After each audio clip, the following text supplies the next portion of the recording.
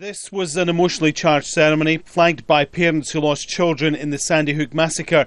Connecticut's Governor Daniel Malloy officially signed the new measures into law. The state now has what supporters call some of the toughest gun control laws in the US, driven by the deaths of 20 children and 6 adults in December. Hopefully that is some measure of comfort to the victims of Newtown. I think we owed it to them to take this seriously. I think a majority of the people had recognized that a tipping point had been reached, that we were ready for rational, common sense changes to our current gun laws. The new measures include better background checks, a ban on assault weapons and a ban on magazines with more than 10 bullets.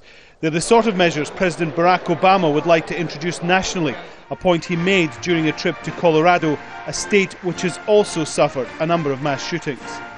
If you want to buy a gun, whether it's from a licensed dealer or a private seller, you should at least have to pass a background check to show you're not a criminal or someone legally prohibited from buying one. And that's just common sense.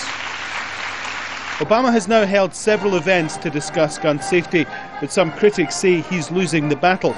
Congress doesn't seem ready to make significant changes. No major gun legislation has passed Congress since 1994.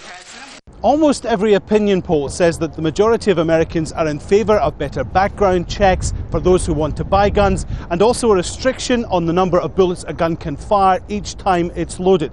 But despite that majority, and that includes gun owners, there's little chance of those measures becoming law because there's no majority for them in the Senate. If members come back from 2 weeks of Easter break and they've heard from their constituents and they're beginning to wonder if maybe they will lose more votes if they support the NRA than the other side, I think there's some chance of change. A new report just published suggests states with the weakest gun laws also suffer more gun violence.